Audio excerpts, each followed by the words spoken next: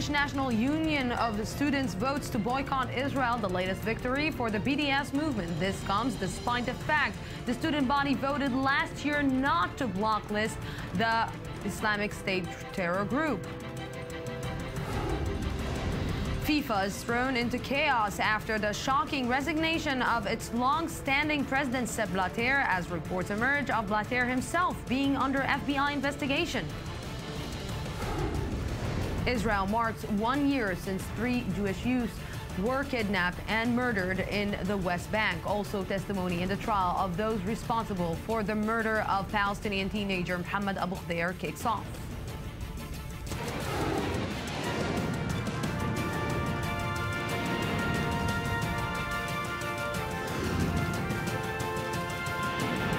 The News Today with Lucy Aharish. Good evening and welcome to the News Today. We begin in the UK, where the British National Union of Students voted yesterday to boycott Israel, the latest victory for the BDS movement. Prime Minister Benjamin Netanyahu slammed the move, accusing the student body of hypocrisy. The representative organization for British universities also rejected the move. Leo Gomberg, diplomatic correspondent for the News Today, has the details. 1 day after the UK's National Union of Students decided to join the boycott, divestment and sanctions movement, reactions in Israel were harsh. The National Student Group in Britain voted to support a boycott of Israel. This is less than a year after they refused to support a boycott of ISIS. They boycott Israel, but they refused to boycott ISIS. That tells you everything you want to know about the BDS movement. The motion, besides condemning Israel and the IDF, also condemns the British government, saying it is associated with the Israeli crimes by supplying it with weaponry used against the Palestinians during last summer's Operation Protective Edge. The response by the British embassy in Israel was unequivocal as well. The British government firmly opposes calls to boycott Israel. We are deeply committed to promoting the UK's trade and business ties with Israel as part of the flourishing partnership between the two countries. The reality is one of rapidly strengthening links between British and Israeli universities in science and academic cooperation. As a countermeasure, leading Jewish donors, including billionaire Sheldon Adelson and tycoon Chaim Saban, will convene an urgent closed-door meeting in Las Vegas this weekend in order to devise a new strategy to curb the wave of anti-Israel activity on campuses, a phenomenon which seems to be increasing. The boycott is seeping into cultural and artistic spheres as well. Just last month, singer Lauryn Hill cancelled her performance in Israel amid pressure by pro-Palestinian groups, and the influential musician Roger Waters has long been a vocal advocate of a cultural boycott of the country. Yes, and with me right now is Norman Finkelstein, British-based author, teacher and lecturer. Good evening. Thank you very much for joining me. Well, thank you, but I have to correct you. I'm based in New York. You're based in New York, so it's even better for us. Norman, let's try to understand, because maybe I will quote Benjamin Netanyahu. Maybe it is hypocrisy from the BDS movement when you don't boycott ISIS, when you don't treat them as a terror group, or you say don't put them in a blacklist. How come Israel, a democratic country, is in their blacklist? Well, first of all, in order to have any serious analysis, there has to be a certain basic minimum level of rationality. We're talking about a national student union, which has all sorts of links and connections with Israel. What kinds of links and connections does a student union have with ISIS? Is there an ISIS university with whom they're exchanging students? Are ISIS members producing papers that are peer-reviewed in the UK? Are professors shuttling back and forth between the UK and ISIS-controlled territories in Syria? The comparison is manifestly, prima facie, the comparison is absurd. So, on that grounds, I think we should move on to serious questions about what's happening. So let's really move on to serious questions about what is happening on the ground. Yes, Israel is occupying the West Bank. Yes, Israel is committing, let's say, unfortunate behavior towards the Palestinians. But is this the way when the BDS is not here, when the BDS is not passing what Israelis and Palestinians are passing each and every day? Is this actually working in the benefit of the BDS to try and boycott Israel when they're coming, as you said, as student body, as people who are going to universities, supposed to speak, you know, to have a conversation, to have a dialogue, high education? How come we're getting to this small word, boycott? Okay. First of all, if you allow me, I want to just correct you on, in my opinion, correct you on the terminology. Number one, Israel is occupying both the West Bank and Gaza. It's occupying the whole of Palestinian territories as defined under international law. Number two, I don't think it's accurate to describe what Israel is doing in the occupied Palestinian territories as, to use your phrase, unfortunate behavior. I did have an opportunity to read the Breaking the Silence testimonies, the 110 testimonies assembled, consisting of fairly mainstream Israeli soldiers who testified on what they did in Gaza. These Israeli soldiers described as what they did. They kept describing it as, and I'm using their words, not mine, they described it as insane. They said it was crazy. They said it was lunatic what Israel did in Gaza. That rather exceeds the phrase unfortunate things Israel is doing. Israel's carrying on under international law. It's carrying on in a criminal fashion in the occupied Palestinian territories. Yeah, I agree with you that this is a war, and I agree with you with what you're saying. And of course, like you said, Israel is occupying. Nobody's saying that Israel is not occupying the Palestinian territories. But regarding the Gaza Strip, you know, if I'm looking at the situation, Israel withdraw from the Gaza Strip. Yes, the Gaza Strip is under siege for the last few years. Yes, Palestinian and from Egypt as well. The Palestinians cannot get in or get out freely. Yes, you're right. But, you know, I was broadcasting here from the studios of the Jaffa Port when missiles were actually blown above our heads. So it's not like only one-sided thing. And I think, in my opinion, that the solution is creating some kind of a dialogue. But when you're saying to boycott someone, is basically you're saying you are wrong, I am right, I have nothing to tell you until you will do what I'm telling you. And this doesn't work in a, let's say, an academic dialogue that we're trying to create here. Right. Well, number one, let's look at exactly what happened in Gaza. You described the missiles over your head. Let's look at the figures. You know, numbers don't tell a full story, but numbers also don't lie. There were 550 children killed in Gaza. One Israeli child was killed. The ratio, it's easy enough, 550 to 1. There were 18,000 Palestinian homes destroyed. One Israeli home was destroyed. The ratio, easy Mr. enough. Finkelstein, let me just tell you something, but because I know the numbers, believe me, I was broadcasting each and every day the numbers, each and every day the horrible images coming from the Gaza Strip. Believe me, I know this, I see this. But let's not forget that the Gaza Strip knew the Hamas movement knew exactly what they are getting into. The Hamas movement knew that if they are throwing missiles towards Israel, they won't get any flowers in reactions. They will get a hit, and let's say a strong hit from Israel. So in one way or another, if you are blaming Israel, we should blame also the Hamas movement, who is putting its own citizen in this situation. Well, let's then turn to that question. You said there should be dialogue, and you're also putting a burden of responsibility on Hamas for the situation that erupted this past summer. I can't see you, so I can't tell what your age is, but I 34. Think you're probably right. You're 34 years old. The occupation of the Palestinian territories has now endured for nearly a half century. In the course of that half century, there has been a lot of talk. There has been a lot of dialogue. It goes under the title of the peace process. And that has gone on, if not for an eternity, it's gone on for a half century. So it's gone on for your full lifetime, plus your full rich lifetime, plus 16 years.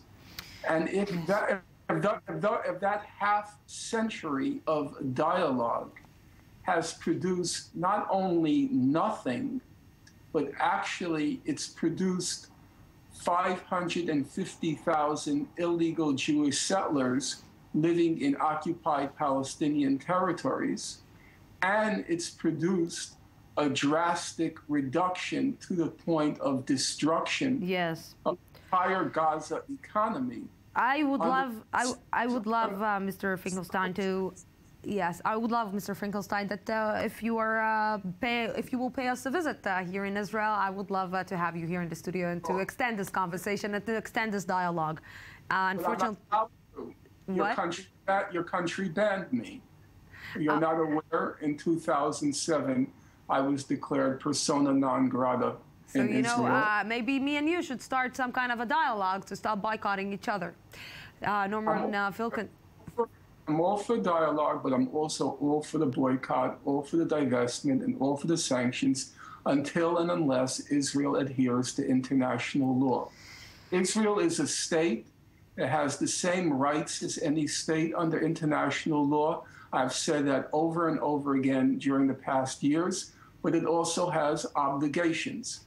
And its first obligation now has to be it has to pack up its bags and return to its legal borders. So I will have to pay you. So in order to extend this conversation, I will have to pay you a visit in New York. Norman Finkelstein, thank you very, very much for this. Always welcome. Thank you. Yes, and we're going to FIFA. FIFA was thrown into chaos Tuesday as its long-standing president Sepp Blatter announced his resignation, and today revelations that Blatter may have been under FBI investigation as part of a major corruption probe targeting football's governing body. Shai Ben-Ari with the details. The surprise resignation Tuesday of FIFA President Sepp Blatter, days after being elected to a fifth consecutive term, has thrust the spotlight back on the corruption scandal which has rocked football's governing body. American law enforcement officials were quoted in U.S. media saying Blatter himself was the main target of an investigation by the FBI and federal prosecutors. One official said authorities are attempting to have some of the 14 individuals already indicted in the case testify against Blatter to determine what role he may have played in the scandal. We are not able to comment further on the nature of other individuals who may or may not be under investigation. This is an ongoing matter. It's an open case, and so we will now be speaking through the courts.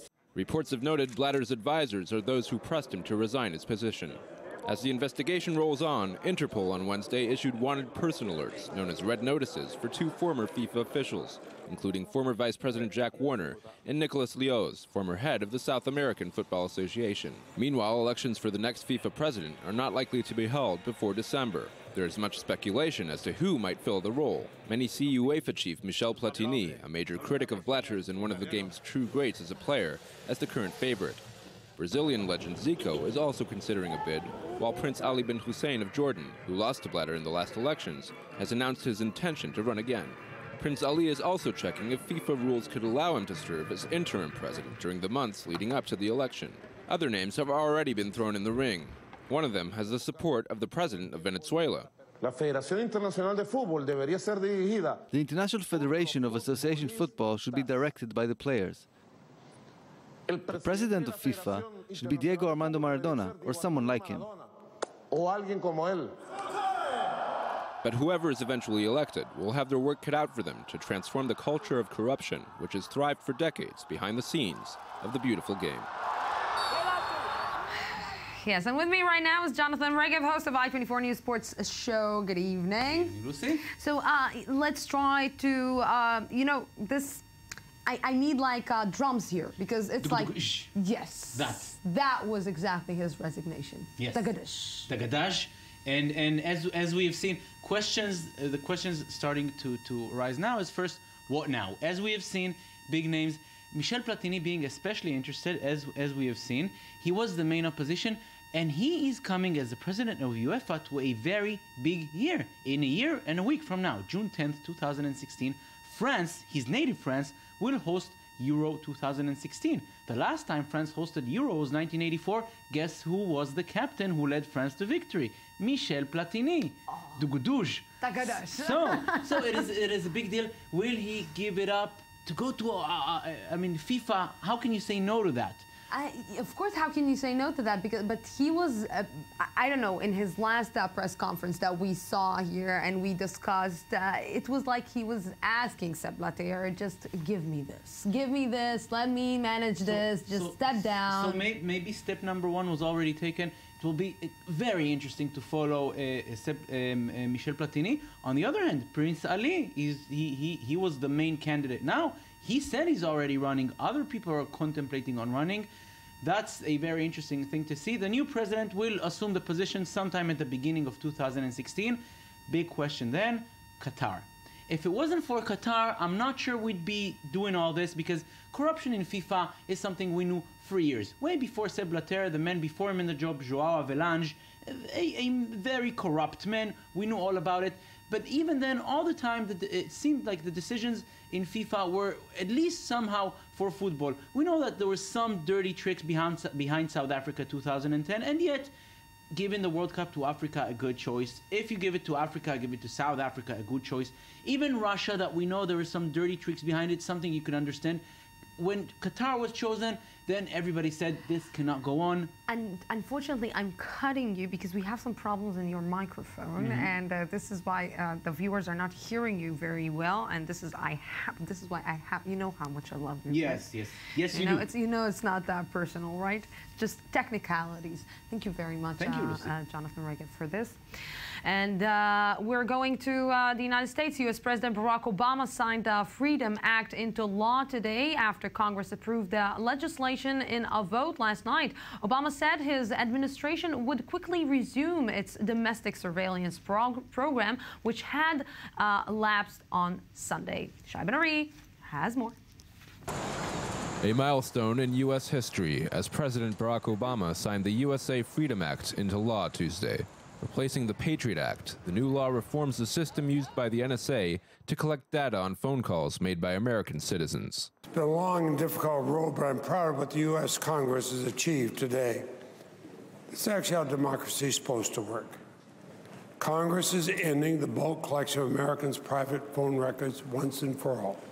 A strong statement, the validity of which depends on interpretation. Under the Patriot Act, phone metadata, including caller and receiver identities and locations, as well as call duration, was immediately accessible by the U.S. government. Under the new law, however, metadata will be held by private phone companies, with the government only being granted access to specific call data with the authorization of special courts. After a short delay, which saw various surveillance programs lapse, the Senate passed the new bill with an overwhelming 67-32 majority, with 23 Republicans in favor. The passage represents a political victory for Obama and a loss for Senate Majority Leader Mitch McConnell, who is in favor of extending the Patriot Act. The Republican leader put the president and former NSA contractor Edward Snowden, who exposed aspects of the secret program, on the same side of the debate.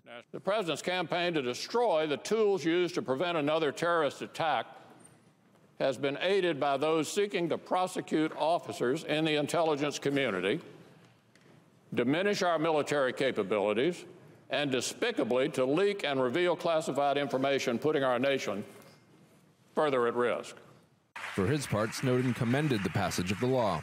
It's important and actually historic that this has been repudiated not just by the courts, but by Congress as well. And the president himself is saying that this mass surveillance program has to end. It's not enough. It is important to not overstate the significance of the Freedom Act. The mass collection of internet data abroad, also exposed by Snowden, continues unabated. Hero or villain, Edward Snowden's role in American history is a matter of public debate and personal opinion.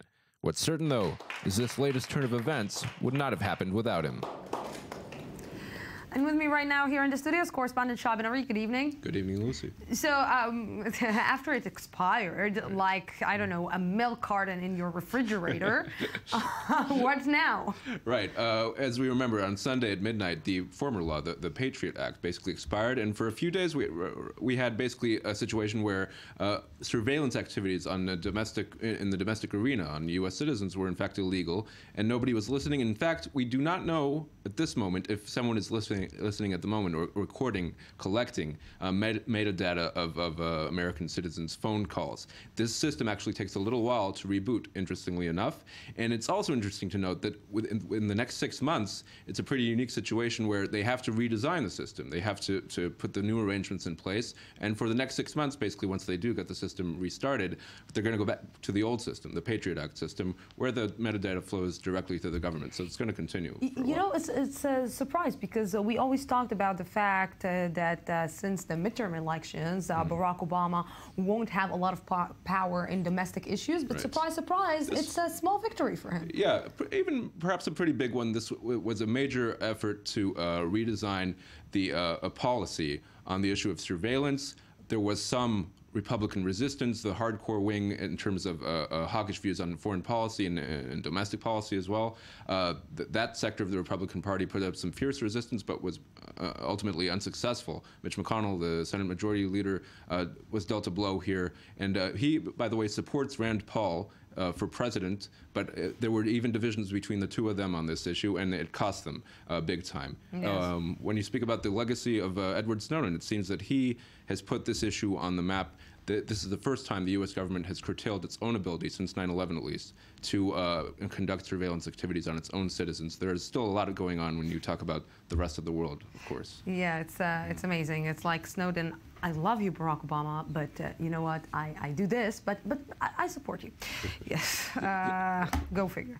Shah Ben-Ari, thank you very much for this. No problem. And we're staying with loving Barack Obama, or his love feeling towards Israel, or towards specifically Benjamin Netanyahu. U.S. President Barack Obama took the Israeli airwaves last night, defending his Iran policy ahead of an upcoming end-of-month deadlines for a nuclear deal.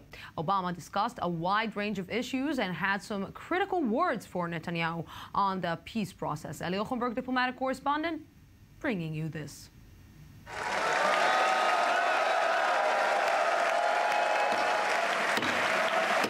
I think it's fair to say that if I showed up at the Knesset without checking with the Prime Minister first, if I had negotiated with Mr. Herzog, that, you know, there would be a sense of some protocols that had been breached.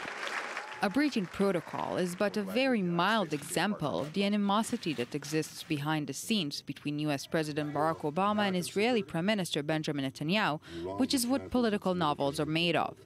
The division between the leaders has been widening for a long time now, yet neither is willing to admit that the bad blood has become an inherent part of what remains a close friendship between the U.S. and its Middle Eastern ally. When I'm with Bibi, we have good conversations. They're tough, they're forceful, we disagree, but I enjoy jousting with him. I am less worried about any particular disagreement that I have with Prime Minister Netanyahu. I am more worried about what I described earlier, which is an Israeli politics that's motivated only by fear. The tactic of fear Obama was referring to affects two main issues the American president and his administration are deeply engaged in: the Iranian nuclear talks and the Israeli-Palestinian conflict.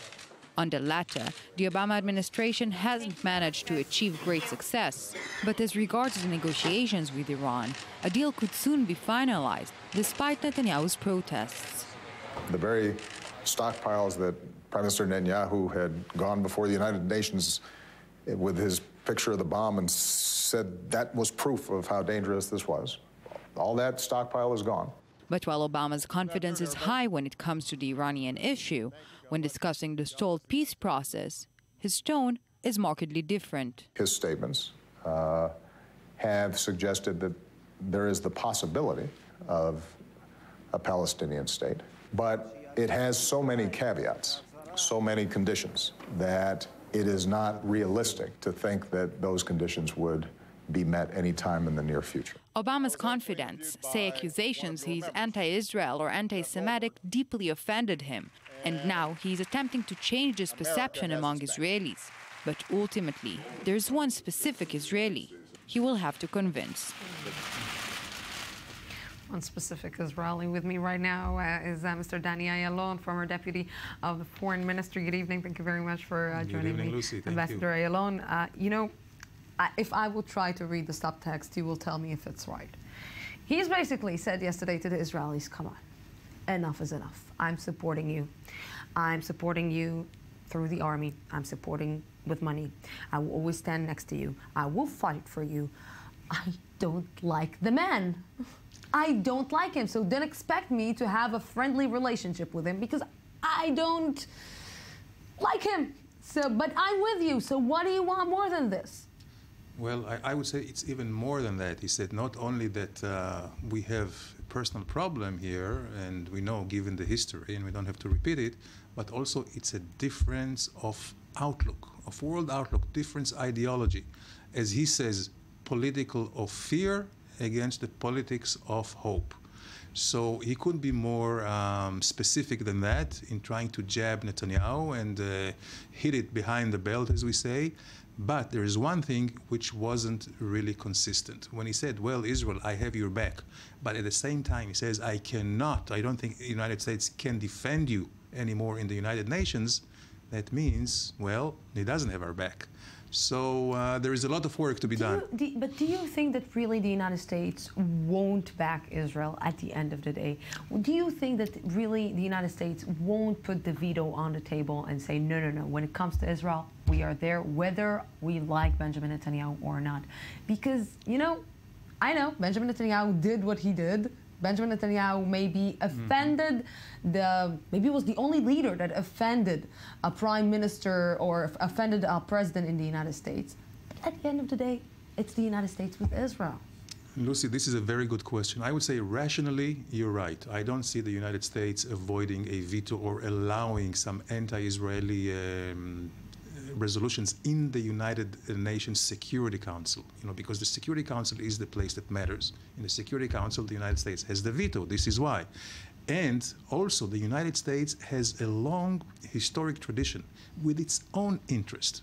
Forget now about Israel. The United States will never allow the UN to replace the US as the one who is conducting the negotiations in the region. So they have also their own interest here. Ambassador Ayalon, thank you very much for this. At the end of the day, it's all about ego. I'm afraid you're right. Thank you very much for this. We're going out for a small break, 2-minute break, and I'll be back. Don't worry.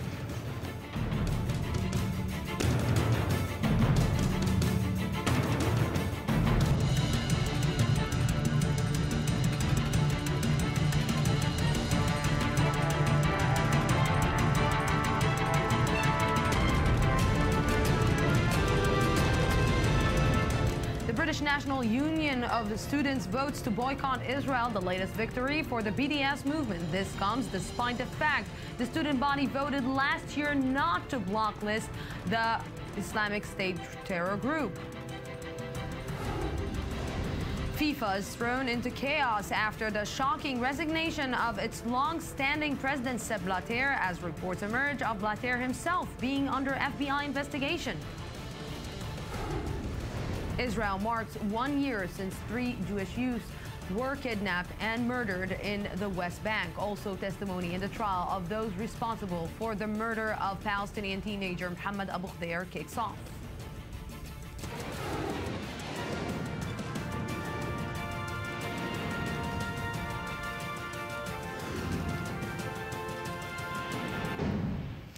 Welcome back to the news today. According to the Hebrew calendar, exactly 1 year ago today, 3 Jewish youths were kidnapped in the West Bank, setting off one of the biggest manhunts in Israel's history. 10 days later, the boys were found dead, a tragedy that shook the nation. I-24 News correspondent Shachar Peled examines the impact of the event 1 year on. Hello, Modi. Hello. As the sun set on this bus station 1 year ago today, a terrible tragedy occurred. 3 Israeli teenagers were kidnapped and later murdered by 2 Hamas activists from Hebron. Naftali Frenkel, Gilad Shair and Eyal Efrach were abducted while hitchhiking back from school in an Israeli settlement in the West Bank. A year later, these 3 girls remain unfazed while waiting for a ride home at the exact location of the kidnapping. I hitchhike and I'm not afraid. If we're afraid, the Arabs will get what they want, and we don't want them to feel victorious. This is our people and our country. We should be independent here and not cowards. Men, women and children catch rides with strangers as part of their daily routine. We trying to educate our people to be careful in one hand, but keep the life routine in the other hand, and working with the army and the police to make the area more secure, more soldiers in the station. Today, numerous commemorations took place in honor of the 3 youngsters. Their mothers, who grew close in the wake of the tragedy, organized a major unity event, as did schools and youth organizations across the country. It isn't trivial that people remember. It's significant for us to come here and see so many people who care. Despite the difficult year and the attacks that followed, these young settlers refused to allow hostilities to dictate their actions and continue to place their trust and faith in the kindness of strangers. When I go to work, I stand here and signal I need a ride. Of course, I should be cautious, but people stop and help, and I think the entire hitchhiking issue is about helping one another. I do the same when I drive a car. Israeli security forces managed to prevent several abduction attempts over the past year, but as the conflict deepens, danger lurks right around the corner for the next Jewish settler to take the risk. And at the same time, less than 1 month after the killing of 3 Jewish youths, Palestinian teenager Mohammed Abu Khdeir was abducted and murdered by Jewish extremists, an event that sent shockwaves throughout Israeli society. Today, testimony in the trial of the accused kicked off. Here's more from Ayman Siksik. A dramatic recounting of the murder of Mohammed Abu Khdeir at a court in Israel today, as the suspects began testifying. The main suspect, Yosef Chaim ben David, had confessed before. Today's revelations came from one of the minors implicated in the murder, who described how, led by ben David, he and another youth kidnapped Abu Khdeir in a car, beat him with an iron rod, and torched his body in hopes of destroying the evidence. For the father of the slain teen, some details were too much to bear. What the suspect said was nothing but lies. He said the vehicle they kidnapped my son in made a turn, but we saw on security cameras that this isn't true. I can't take these lies anymore. I can't take being in this court. It's all theater. The teen in question claims he had no knowledge that Ben David had planned on murdering Abu Khdeir. His defense attorney claims the responsibility for the killing is entirely Ben David's. The minor whom I represent did not understand the intentions of the main suspect. He didn't take part in the deadly incident in which the victim was beaten with an iron rod, causing his death. This is the evidence we have. He didn't know that this was about to happen.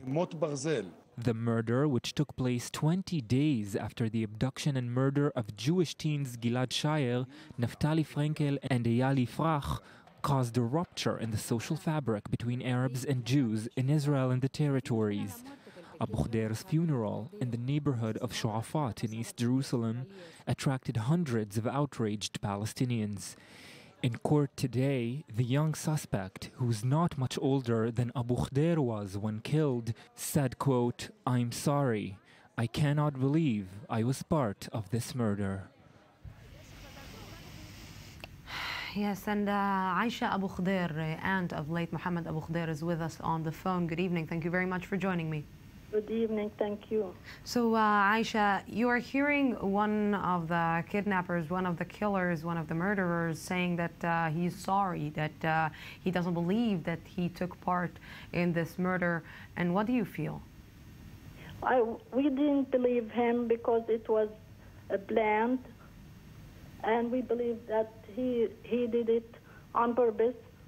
They planned the whole thing, and they tried to kidnap somebody, a couple of people before even Muhammad. So this story is way too late. How was this year for you in the family after the murder of Muhammad? The year was really bad. We were all affected by this ordeal. We were really sick of the whole thing. I was far away from here, but I was living it every day and every moment.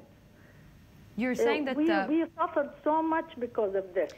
You're saying that you were affected by it, that it affected your life, and of course, a loss of a sibling is affecting. But how did it affect the trust between your Jewish neighbors, the people you were living with in the same city? We don't trust any of them because we're afraid even to walk on the streets. We're afraid something like this will happen. We are afraid for our kids, because to even let them go to the store to buy things, because we're afraid something like that is going to happen again. How can we trust like that? How can we trust people like that? This is the feeling that everyone in the neighborhood are feeling, or this is specifically to you? No, everyone. Do you think that this murder changed something towards your feelings towards the Jewish neighbors that you have? I have no Jewish neighbors. I live in Jaffa. Jaffa has no Jewish neighbors. I lived in America, and the U.S. have a lot of Jewish and Palestinian and all kind of people, and we lived fine, and we talked to each other fine, and it was, I mean, it's an okay relationship. Here, it doesn't have that. Here, it's not this is an occupied, an occupier. That's it. We have settlers, we have occupiers. This is not a normal relationship. Do you feel sorry that you're living here and not maybe back in the United States? No, on the contrary, I love my country. This is my country. Palestine is always good, no matter who lives in it. Yes, Aisha Abu Khdair, thank you very, very much for this conversation with us. Thank you. Thank you. Bye-bye. And with me right now is Amir Oren, Defense and Government Analyst for our Arts Daily newspaper. Good evening. Thank you very much for coming. Evening, Lucy. You know, to hear his aunt saying that we don't trust them anymore. We don't, and hearing from the Jewish part, we don't trust the Arabs anymore. This lack of trust, is it bridgeable? Can you bridge between this, you know, this society that is living with each other, although she's saying, I'm not living with Jews, I don't have Jewish neighbors, but we know Shu'afat is really close to Jerusalem, Jewish and Arabs are living together. Is it bridgeable? Well, these were two horrendous crimes, the abduction and murder of the 3 Israelis and the abduction and murder of the Palestinian boy. And it is completely understandable that people who have experienced such horrors would react in this way, even though statistically Aisha was less secure in America, especially in big urban areas where there are many more murders than in Israel or Palestine. Criminal crimes. Yes, sometimes hate crimes, perhaps similar. You see it against blacks, against Hispanics, perhaps against Jews or Arabs. But all in all, yes, criminal. But the question is really emotional, a matter of distrust. And the two communities have grown apart. One of the false hopes of the Oslo process was that as long as people on both sides get to know each other, they will get used to living together, yes, and politically the trust will flow from the person-to-person contacts. And the opposite has happened. People have grown apart, and of course, the abduction and murder of the 3 Israelis followed the break in negotiations between Netanyahu and Abbas, and was followed by Operation Protective Edge. And Operation Protective Edge, we can say that it was a breaking point. It was a different stage. We took it to a different level. Both societies, the Palestinian and the Israeli, something I feel personally that something broke in both societies, especially in the Israeli society, that's even lost the tolerance. And when I'm talking about Israeli society, I'm talking about both sides, Arabs and Jews. Yes, but we are already 9 months after the operation, and after rockets flew from Gaza into Israel and Israeli bombs landed in Gaza, and 2,000 Palestinians were killed and almost 70 Israelis, and so on and so forth. And this is now fading into memory because there were so many rounds of violence that the only question is it going to be a longer respite? Can we wait? Can we expect another year or two to pass? Or are we going to see a renewal of fighting this coming summer? But we saw this election campaign. This election campaign was really brutal, was really extreme, was really, yes, racist in one way or another. And even the murder of Abu Khdeir, some people, Jewish people said, no way, there is no way on earth that a Jewish man or woman can commit such a murder, such Why would they say that after Baruch Goldstein and after so many other crimes? Why? And Ami Popper, but because why? Because maybe in the media, or maybe it was really used to say that when a Jewish man is killing Palestinian, he is a crazy man, he's a lunatic, he needs to be in a lunatic house. Evil is universal. And when it's an Arab, he's a terrorist. Well, yes, of course, these are stereotypes, and evil is universal. Israeli Jews are no better than any other people, even though they think of themselves as the chosen people. Chosen for what and why is another question, perhaps a theological one. No, there is no real difference between human beings the world over. And the question is there enough of a majority with political will in the two communities to forget for a while all the troubles of the recent past, not only the distant past, and get some grand compromise, because otherwise their and our grandchildren will keep fighting 100 years from now. Yeah, let's hope that we won't mark any of this, or only this next year, and not something else. Yes, Amir Orens, thank you very much. Lucy, as always. Airstrikes by a Saudi-led coalition continued to pound Yemen's capital today, mainly targeting military bases aligned with the dominant Houthi group. This comes as Houthi officials are engaged in truce talks with the United States representatives in Oman. I-24 News reporter Uri Shapira has the latest. Yemen continues to be torn between intense fighting and hopes for reconciliation. Washington confirmed Wednesday that a top diplomat has met representatives of Iranian-backed rebels to try to revive the proposed Geneva talks with the Yemeni government. In the meantime, fighting continues. At least 20 Houthi fighters were killed outside the southern city of Aden. Residents of Sana'a have begun expressing concern not just over the loss of life, but also about the future of the heritage site in the capital, following the Saudi-led coalition's fierce bombing. These are very old houses, and they are part of our heritage, and they can't withstand such shocks. As fighting continues, so too does concern mount for foreigners in the country. Days after several American residents were abducted by Houthi rebels, the U.S. confirmed that one of the hostages, an American journalist named Casey Coombs, was released and arrived in Oman. I am happy to thank Omani leader Sultan Qaboos for his help and cooperation with the United States government in relation to the U.S. citizen who was imprisoned in Yemen. This American is under the supervision of Omani doctors at the military hospital in Muscat tonight. With the Saudis on one side and the Iranians on the other, it seems that the battle for Yemen is far from being resolved. And with me right now here in the studio, senior Middle East analyst Ali Waked. Good evening. Thank you very much for joining me. Ali, try to explain to me, how does it work exactly? On one side, we're attacking the Houthis. On the other side, we're conducting some truce negotiations with them. So how would the truce work if they're still being hit? Well, the goal of the Saudis is to try to keep attacking the Houthis in order to gain the best conditions around the table of negotiations. But this puts the United States in a very uncomfortable situation.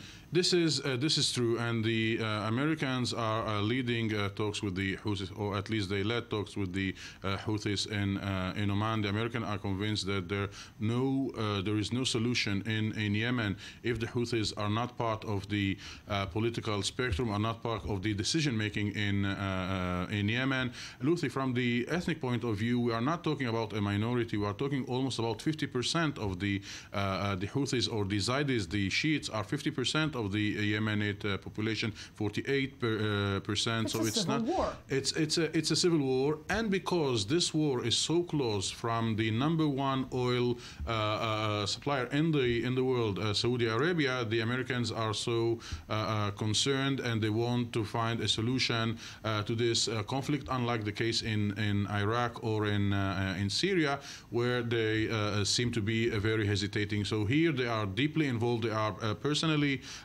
involved. They are putting pressure over the Saudis to accept that President Hadi will be joining the table of negotiations in Geneva. This is why they are changing the word from negotiations to consulting in Geneva, in order not to give an official or formal title to the meeting between the two groups, the Houthis from one hand and the Saudis with President Hadi on the other hand. Is this going to affect, let's say, this uncomfortable situation is going to affect the coalition against IS in other places in the Middle East?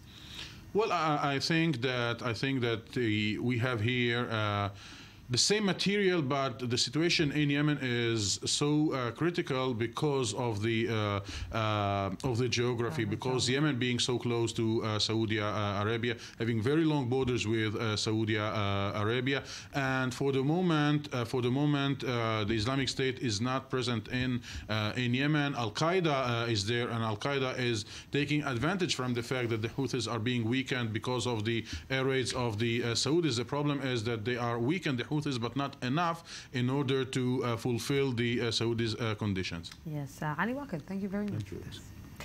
Egyptian President Abdel Fattah al-Sisi was welcomed with military honors in Berlin today, where he met with German President Joachim Gauck and Chancellor Angela Merkel. But the visit is not without controversy. Protesters gathered to demonstrate against what they view as a systematic crackdown by Cairo. For his part, the president of Germany's parliament refused to meet with Sisi. Egypt's government says it is committed to the country's democratic transition. South Korea's president vowed to do everything necessary to block the outbreak of the MERS virus after 5 more cases were confirmed today. Fear that the disease could spread led to the closure of more than 200 schools in the country. I-24 News reporter Gabi Tartakovsky has more. Just 2 weeks after the latest virus outbreak emerged, South Korean officials confirmed on Wednesday that 5 more cases of the Middle East respiratory syndrome, known as MERS, have hit the country. 2 people died from the virus earlier this week, and 30 are said to be infected so far.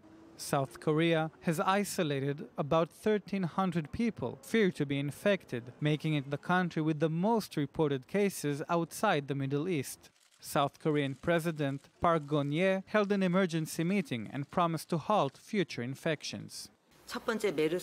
MERS cases have increased in 2 weeks after the first case was confirmed. There are a lot of people worried about the situation, since 2 patients died. Everything must be done to stop any further spread. More than 200 schools in South Korea were ordered to shut down due to the growing fear of the virus. Most of the closed institutes are located near the capital, Seoul, where the first MERS victim has died. After a discussion with superintendents from 4 local education offices, the Education Ministry and education offices will take thorough preventive measures.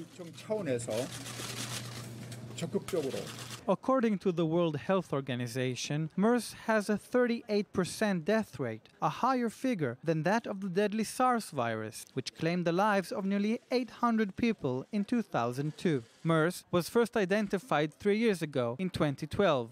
There is as yet no known vaccine. Yes, and Greece is in focus today as the country's Prime Minister Alexis Tsipras is heading to Brussels to hear Europe's latest proposal for solving Athens' debt troubles. For further insight, we're joined here in the studio by Economy Magazine host Natalie Ehrlich. Good evening. Thank you very much for having me. Thank you very much for coming. So what's at stake for Greece right now? Absolutely. Well, as we know, Greece has no shortage of Greek drama, especially when it comes to the Greek debt crisis. As you mentioned, the Greek Prime Minister Alexis Tsipras is headed for Brussels to speak with the European Commission President, Jean-Claude Juncker, where he'll outline the deal that the European leaders, such as Angela Merkel and Francois Hollande, have prepared now for Greece to avoid insolvency just earlier in the week. And so it should be a very tense meeting. So until Tsipras will accept, will see what he has to do. Will he accept the proposal? Will he accept the terms? Well, look, it's a really tough spot for Tsipras. I mean, basically, his party, Syriza, ran on this socialist platform, vowing basically not to cow down to Europe, not to give in to austerity. And essentially now he's at this position where he is being sandwiched between these two forces, basically staying loyal to his coalition and also the demands of Europe. And so this is actually a really interesting juncture for Greece. Will they be able to stay in the Eurozone, or will they have to go? Can they allow themselves not to stay in the Eurozone? Well, I would imagine that they want to stay in the Eurozone. They desperately need liquidity now. They have to pay back these IMF loans. They desperately need liquidity for the banks. However, they're in this tough spot and they just don't have the cash to stay in. So it's just a matter of practicality here. They just may not be able to. Natalie Ehrlich, thank you very much for making it clear. Thank you very much. And now, with me, she just passed next to the camera, is Dr. Anat Marom, expert on global terrorism and marketing. Good evening. Good evening. So we are going to have you here each and every week to tell us about, let's say, the progress of IS. Because we want to monitor this. We want to see where they're going and what their, let's say, victories this week or, let's say, losses this week. Right. So the PIX is the collapse of the Syrian army, which could not halt, could not stand up against ISIS and al-Nusra, the Syrian branch of Al-Qaeda. The collapse represent not only the breakdown of Assad regime, not only the deterioration of the political and the security situation. It's first and foremost one of the peaks of the ISIS expansion in the Middle East. It represents the progress of the, I would say, the jihad tsunami. It's not the Islamist, but the jihadist tsunami that these fighters, motivated by an extreme ideology, by a harsh interpretation of the Islam, of the Islam since the 7th century, they are motivated to kill. So what we see over here, the ISIS jihadi fighters, they want to ruin the Palmyra stunning monuments, that destroy their all the archaeological sculptures, to the religious, historic Roman, Greek, and Persian cultures, but first and foremost to kill as much as they can. Not only the Christian, but the Muslim, even the Muslim who do not believe as they believe, who do not perceive the Islam as they perceive the Islam. Because from the beginning of, let's say, of the way, we're seeing that Islam is the main target for ISIS, and then it seems that we're taking care of our own people, then we will start taking care of the rest. But what is happening, and maybe what happened this week, maybe weakening Assad, maybe putting Assad into a specific corner, this is the beginning of the end. We started talking today about the beginning of the end. Can the Arab world, can the Muslim world allow this to happen? When some countries are saying, you know what, we need Assad right now, like the United States, like even Israel. We need Assad to stay put. We need him, period. There is no debate around whether we need him or not. But the focus is not when he will be toppled. This is not the issue. The issue at stake is what is the day after. What is with their Hezbollah and other terrorist organizations that they just, compete in this playground, so-called, or any other extreme terrorist organization.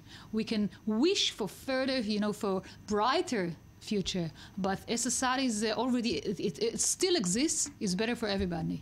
Yes. The day after it could be dark, a lot darker than it exists right now. What will be the next target for ISIS? ISIS could go over Lebanon, could go over Jordan, could go deeper, a lot deeper in Africa. And it's not far away, as we all know, from Italy. Yes. From Europe. Anatol Maron, thank you very, very much for this, and we will see you next week. Thank you. Thank you for being with me. We're going out for an update from our news desk, and then I'll be back. Don't go anywhere.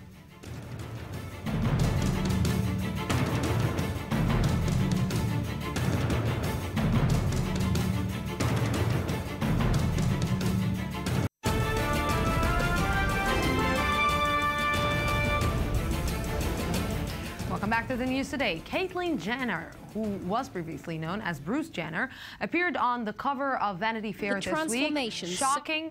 Just a second. Okay, just before that. Okay, appeared on the cover of Vanity Fair this week, shocking the world with her new look and her new life. But next to the countless compliments and positive feedbacks from Lady Gaga to Barack Obama, Caitlyn is creating a big debate over whether her high-profile transformation is beneficial to the LGBT community. And with me right now here in the studio to discuss this is correspondent Ayman Sikzik. Good evening. Thank you very much for coming. Good evening, Lucy. And also Nina Halevi, transgender woman and public representative in the committee dedicated to sex change issues at the Health Ministry. Good evening. Thank you very much. Good evening. So, I will just start with statistics. A UN report is showing that between the years 2008 and 2014, 1,700 transgenders were murdered because the decision to live their lives. And this number is horrible. This number is just saying about us as a society that we're not accepting somebody who's deciding to live his own life the way that he wants. That's right, Lucy. And you know, this is the danger about the love story we've seen with Caitlyn Jenner since she was on the cover of Vanity Fair. Overwhelming support from all over the world, especially in the US. The President of the United States, as you mentioned, called her a hero. A cover of Vanity Fair, a highly respected international magazine. But let's look at reality. And the reality is that even in the US, the country that's hailing Jenner as a hero, in the first 3 months of this year, at least 11 transgender women were murdered because they were transgender. And transgender women still suffer from discrimination in the workplace. They're not able to be admitted to workplaces, many workplaces, especially transgender women of color. So I think the question is really what will happen the day after the celebrations die out? Is this the woman that is really going to be able to tackle the hard job of changing the public debate about transgender women in the US? You know, I think the best woman to answer this is Nina here, that you went through this. I believe you went through the double looks and maybe the double standards that people have, the mix people don't understand, and maybe not accepting the choice that you made. Yeah. And this, with this high profile, with what we saw, all the news were talking about this. Is it actually helping, or it's not the truth? I have no doubt that it helps transgender people all over. I think any coming out story is a heroic story. Any coming out story is a story about a choice to live your life fully as yourself. I think these stories are all moving and they're all empowering no matter what your circumstances is. Going across the gender boundary is always one of the bravest things a human being can do in this life. And I think it's always awe-inspiring and it's not even up to someone like Caitlyn Jenner even to carry on the battle. The story itself has huge empowering value. And I think the way the mass media works, these images, they travel very fast all around the world and trickle down to the farthest village in Pakistan or in Africa or in Russia. And people just when the family sits for dinner and they see these images on TV, something may eventually move them to accept their little boy or little girl who's struggling with their gender identity and maybe trying to come out as their authentic self. Nina, how it was for you? For me, I think it was quite easy, I must say. someone who transitions at a ripe age and has a job and has a family and has a large circle of friends and a very understanding spouse and a loving daughter. For me, it was easy. It wasn't a very, very dramatic story. The fact that I was out from very early on and I started a business that was somewhat popular, and it kind of diverted the subject, and people just, came to see me as what I was doing and not as what I transitioned to be. So it was quite easy. I think for young people... and I have to say that I tasted one of your best... you're a great chef. This is what I just have to say. You're a great chef. So whomever is in Israel should come and taste some... I'm not at the bakery anymore. Yes. I'm working actually as a gender outreach and I stopped going to the coffee just since you're not there, just so you know. So. Yeah, so that's okay. But I think that for young people coming out at a very young age in traditional backgrounds and in patriarchal societies, it's a very, very difficult journey to do. Exactly in this point, because I want to take it, for example, Nina mentioned right now people maybe in Afghanistan or Iran sitting down and seeing this huge story of Caitlyn Jenner. Or in the Bible Belt USA, mind you. Yes, and seeing... Are they able to actually accept this? Because, for Caitlyn, it was really easy. She's coming from the Kardashians. She's a family. She's coming from, high profile. Everybody's looking at it. And maybe she's showing that for her, it was quite, but it's not in a patriarchal family. It's not easy like, for example, in the Arab society. That's true. I mean, I think that's really the point. Caitlyn Jenner is starting a large public debate in the U.S. about transgender men and women, transgender people in general, and that's an extremely positive move forward. But does it allow us to ignore reality? Does it allow us to think that things are better than they actually are? Does it allow us to feel self-righteous by following her on Twitter, as millions did within 4 hours, and explaining our support for her publicly? Do we not ignore the UN report that you mentioned, which outlines how dangerous the world is still for transgender people, how there's still misunderstanding, there's still discrimination, there is still an extreme difficulty to accept them into society? And Caitlyn Jenner, this is the danger that we have to look out for. It's a great, heroic story, but we also have to remember that in the last few years, Bruce Jenner, her former self, achieved acclaim on the Kardashians, where he was a reality star, like the rest of his family, achieving fame through scandal.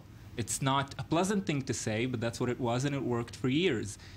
Is this really the woman who we want to lead this debate right now? Because she's basically the most high-profile transgender woman in the world right now. In the world, and this is maybe putting, mixing the two things, because today when we're asking young people, what do you want to do when you will grow up, they're not telling you, I want to be a lawyer, I want to be a doctor, I want to be a journalist, I want to be famous, or I want to be Kim Kardashian, or I want to be...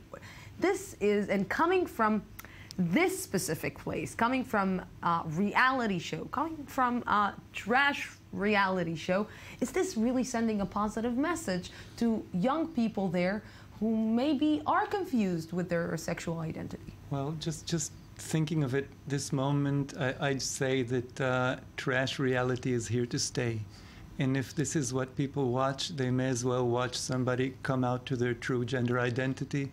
And it's still valuable no matter what Caitlyn Jenner chooses to do on or off screen. The act itself, I think, is inspiring. And it's not up to her to get a Nobel Prize, receive a Nobel Prize for peace. I'm not expecting that of her. I think each one of us has an obligation to do something to help other people. And I think if she uses her fame just to come out publicly and and just inspire people. That's good enough for me. I won't argue with her over whether she becomes a nun and goes to feed the hungry and lepers in India. What is driving matter. me? Why am I asking this? Because what is driving me crazy today? Bruce Jenner's wife, Caitlyn's ex-wife, said, "I don't understand why she was with me all this time. I don't understand why she married me." So now they're making a scandal out of a personal story, a personal struggle that is, you know, it's supposed to be, like you said, an example to people how to be brave and actually to live their own lives. So this is putting us again into this controversial debate. And this is part of the rules of reality television. Everything about your life becomes entertainment. And we know, of course, that even his coming out story, which was very touching, was filmed for E! And they said that the moment that he came out to his family, Kris Jenner, his former wife, called the producers and said, "Come over now and film this," and that's what they did. It's an extremely difficult thing to understand and imagine that a family would want this moment, this particular moment in their life filmed. And I agree with Nina that maybe it doesn't matter what the person does in their life, as long as they put this discussion into the mainstream. But for people who don't understand transgender men and women, for people who discriminate against them, wouldn't it make it easier for them to say, well, he's trash anyway, he does reality, why should we take this woman seriously? I think people who are prejudiced, they always will find the reality to reflect their prejudices. I don't think we should really kind of calculate our steps beforehand to answer to that. I think prejudice, fear, hatred, they're here to stay for a while. I wouldn't expect, again, Caitlyn Jenner to do something very, very noble with her life just because she came out as trans. Trans people are just people, basically. Maybe a little braver than other people because they really have to cross the gender boundary, which is a very, very frightening thing to do. But I would say that generating a discussion is always healthy, in my opinion. What is passing in the soul? Because, you know, this transformation from being a man, you know, with everything that comes with a man, like Bruce Jenner, that was a fighter, an athlete, and was in the Marines, and he finds himself as a woman, being more gentle, being more, maybe, you know, I don't know, I don't want to get into stereotypes, but you know, there is differences between men and a woman. What is the emotional process that you go through? First of all, I think the emotional process is a process in which I personally, I lived as a man until the age of 45, and then one day I just figured out that what I always felt inside meant that I actually was a woman. It meant that for the first period of several months, you can kind of think on both tracks as what it means for you as a man and what it means for you as a woman, before these things get integrated in this feeling of sitting on the fence and viewing both worlds and the differences in which they use body language, verbal language, express their emotions, etc. is very, very interesting, and I'm very lucky to have had that experience. By now it kind of integrated, so I'm not there anymore. But I would say that the fact that a person can live the life of an alpha male and then at some point just break out from that and change size and express a different side in their personality, I think it's an invitation to view all gender as basically construct and masks and role playing more than anything else. And I will say that the gain is all ours, the woman gender that you came to us. Thank you very much. But really, I think it's really an invitation to look very deeply into the subject of gender, and how, in a way, even if you're not transgender, it kind of oppresses you no matter what, because you always try to be more male or more female or more something than you really are. Nina, my lady, thank you very much for coming. I'm in 66. Thank you very much for coming. And we're going to something else. NASA is marking an historic milestone today, 50 years since astronaut Edward Higgins White became the first American to walk in space. Or Shapira has more. Even before the small step for man became a giant leap for mankind, NASA astronauts took baby steps to explore outer space. Today, the American Space Agency is marking 50 years since its first spacewalk undertaken by Edward Higgins White in 1965. This complicated maneuver, also known as extravehicular activity or EVA, is used to perform vital tasks such as repairs to the crippled Skylab space station, build the International Space Station, and snag satellites.